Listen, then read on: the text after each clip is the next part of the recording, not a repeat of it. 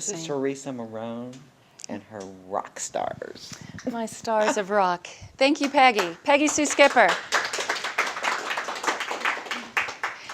Well, I'd like to thank everyone for being here today, especially those of you who are here specifically to see me, because I appreciate the support. And I see so many people in the room that I appreciate you very much. I also appreciate and am celebrating this December 2nd, the beautiful expanded space of the Edgar Cayce Center. It's more than it seems. Some of you, all of you, are aware of a higher being. The Edgar Cayce Center is more than it seems because we have a physical place to sit and to commune and to greet each other. But the thing that we cannot see is something that we all feel here, is the spiritual component that is very, very much a very strong presence here. I have felt it from the moment that I, as we say, energetically joined the community by getting an office, signing a lease, and putting, come on in, Jeanette, I'm talking about you, darling. Jeanette, a very, very strong supporter here of the center and of my own personal journey. But the thing that we do not see that's present in the Edgar Cayce Center is all of the spiritual and energetic beings that have converged here to give all of us a strength of purpose. I was saying that from the moment that I energetically joined this community, by signing the lease and giving the energy of my first month's rent and deposit, I have noticed a difference in the resonance of my sessions, of my classes, of all of my work, and also I feel a little bit more clarity about what I am bringing to the gemstone therapy, something that I have felt very strongly drawn to since I was a very little girl, but in the past 6 years have turned it into something I offer as a professional service. And in the spirit of that, I would like to just say many, many, many people love the beauty of gemstones, all right? They're gorgeous. Everybody sees something. They wear jewelry, and everybody knows why we like jewelry. I mean, it's all about the bling, right? Everybody wants the cha-cha-ching. But what happens with gemstone therapy? I mean, people ask me, Teresa, you know, I kind of get why you love all these stones, but does this stuff work? You know, I mean, come on, it's a stone. It's not really able to get in there and change your blood pressure, right? Well, not so much. However, the energetic qualities of gemstones does have a basis, and I would like to share some of that with you now. Does that sound like an interesting place to start a conversation? What are these stones thinking? I mean, what is the mineral's point of view, right? Because that's what we always want to know. What is the point of view of a mineral such as this beautiful lapis lazuli? Well, the point of view of the mineral kingdom is that they are the lesson of form. Form is what all of the other kingdoms build upon with this earth of ours, this earthly plane. It's all about form. And because these stones have been formed by the elements, the planets, the sun, the rain, the water, the mountains, the earth, everything, they resonate with the same vibration that we all do with our earthly body. Okay, these are energetic beings. Spiritually and energetically, they are alive. They are not biologically alive like we are, but they are alive. And as such, they can attune with us, our vibrational frequencies. And that's the healing power of the stones. Does that make sense? Does anyone have a question about how the energetic being of a stone can align with the energetic being of our physical body? We're all aware that we have energetic pathways through our body called meridians and chakras and subtle bodies and auric fields and all of that, right? Is that a consensus yes? Yes. Make I hear another yes? Yes. Ah, I love the sound of yes. Yes, we are all energetic beings, and that first layer of the subtle body, all right? We have 7 layers of the subtle body, which corresponds to the 7 chakra centers that we all possess. And it's the first layer of the subtle body where most energy medicine is at its best. But certainly, when we place the stones on the different chakra centers, we are aligning that stone's energy with the chakra center of your throat. Does that make sense? Fabulous. Now, there's other places to go with this, but let's get right to a symptom. Let's get to choosing a stone, and let's get how that really is going to work. And I teach this in a professional certification course for gemstone therapists to add this to an existing practice or just for fun. And I want to introduce Luann. She's one of my major stars learning this gemstone therapy right now. You're doing great. The rock stars love you. No, what's going on with this is what I call the triangle of trust. All right? You listen to the symptomology. In other words, what did you want to achieve with your session today? What's going on? Is it physical, emotional, mental, spiritual? Are we stuck in a place? Are we experiencing pain? All of these different symptomologies. Then, because we've studied and we've been very diligent, we have memorized all those books and all those websites and all the people that say that they know what this stone's property is, all right?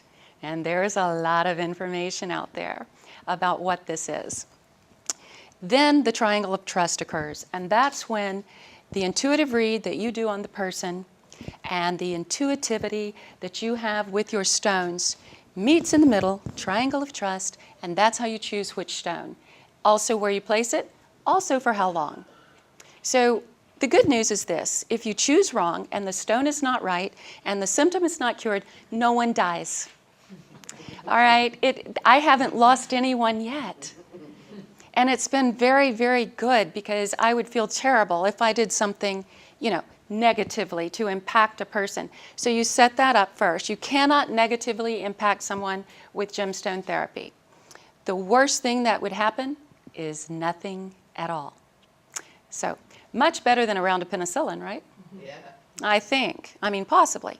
So that's the triangle of trust that I teach in that.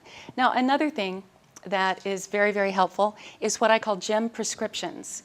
Now, this is something that you can use as a combination of stones, because the sum total of this stone and this stone put together is not two, it's the third property that occurs when the two stones mix. Does that make sense? And I'll just give you one little hint here. If you put quartz crystal with any stone, you're just amplifying that stone. That's the beauty of quartz, is that it amplifies whatever else is going on.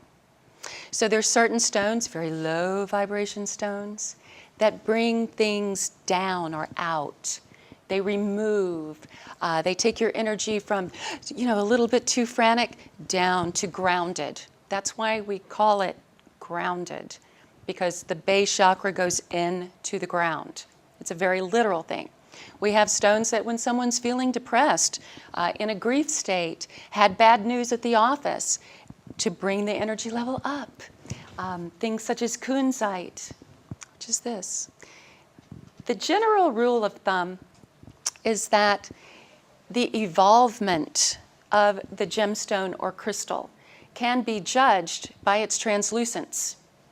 Something that's very dense, such as this black agate. This is a very low vibration stone. Base chakra. How many of us out there know the two colors that goes with base chakra? Everyone.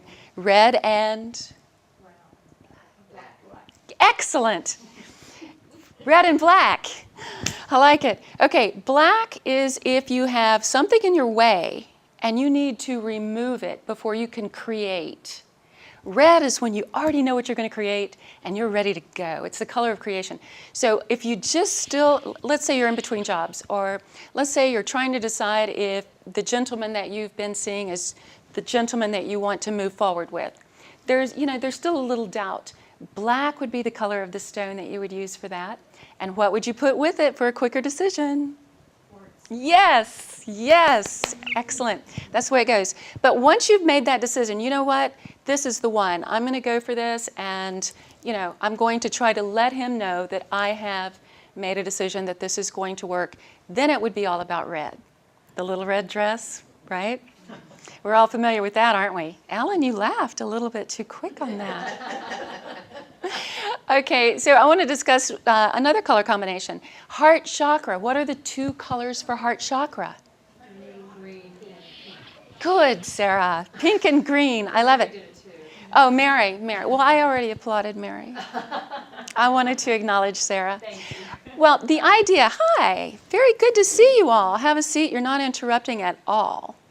The pink and the green for the heart. All right, so let's just go with these.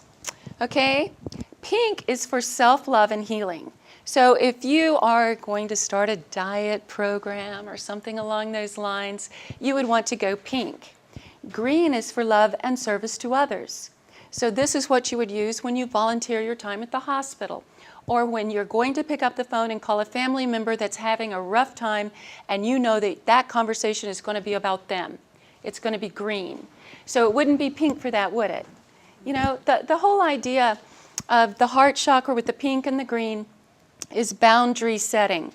All right, this is the important thing to remember, because the boundary should never negatively impact service to others or service to yourself.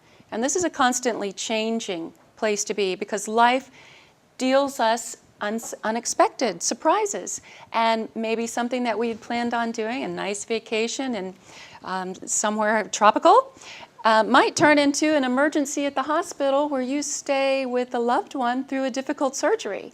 So that's why we're constantly in shift with the pink and the green. One other color combination, crown chakra. What would the colors be for that? And yes, top of the class, Sarah. Yes, we need to take her wherever we go. Yes, the purple and the, well, I might not find a purple right on top, but we'll use this one because it's pretty. Purple is going to be your connection on the earthly plane to spirit, all right, to your spirit guides, your angels, your connection with the divine. But in this earthly body, we have different requests, don't we, than someone that would maybe not be embodied. So the white is when you want to get into a whole different plane.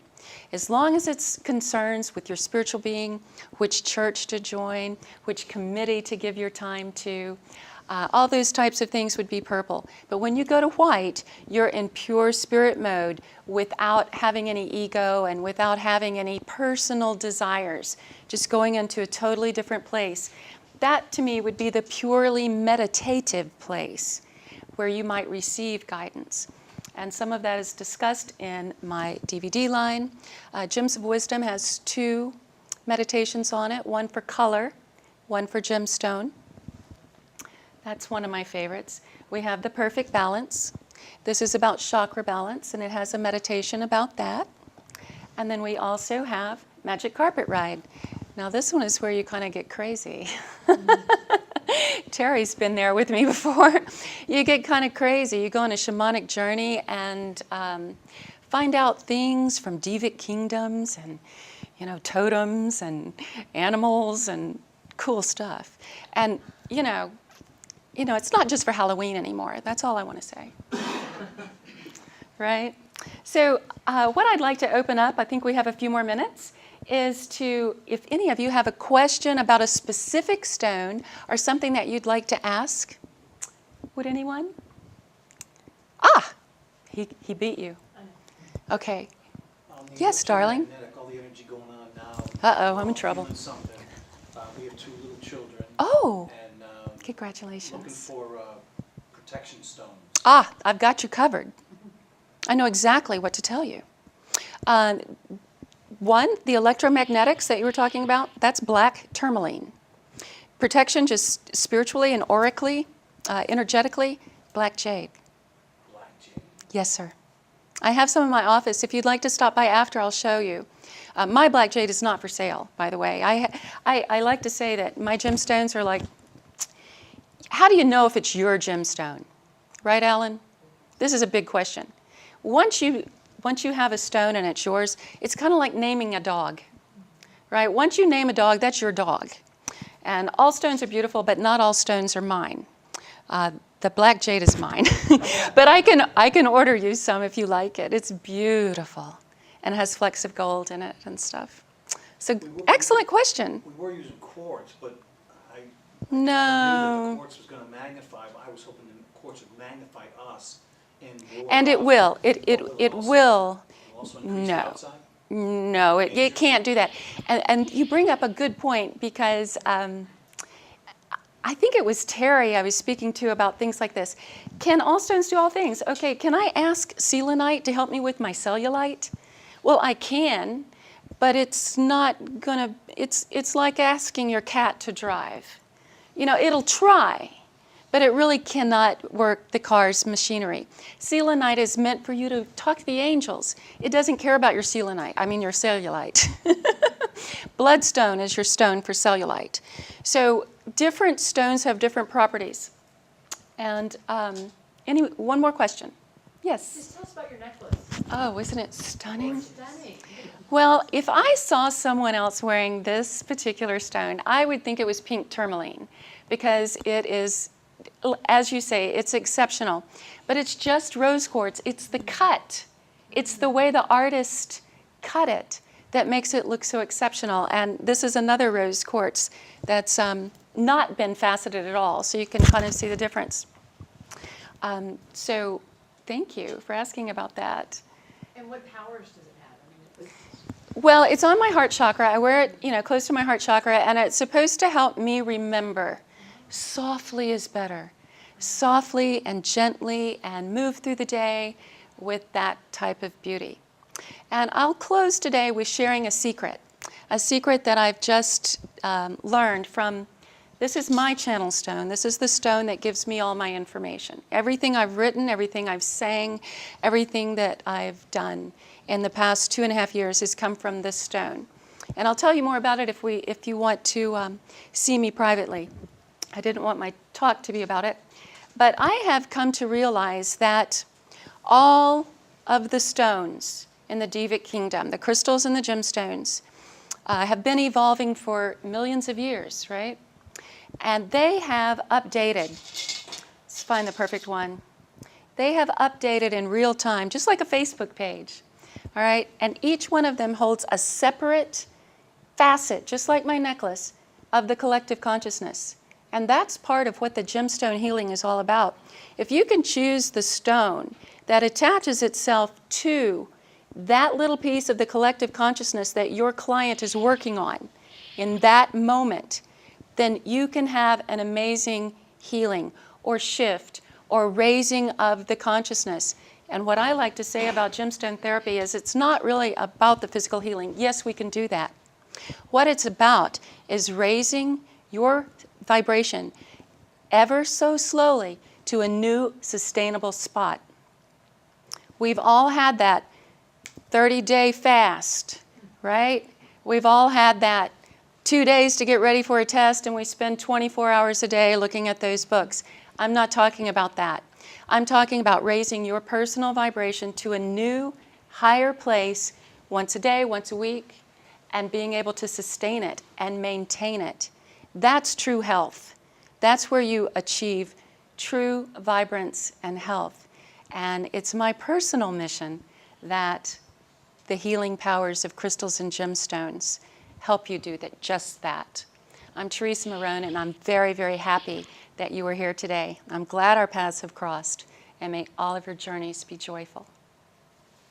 Thank you.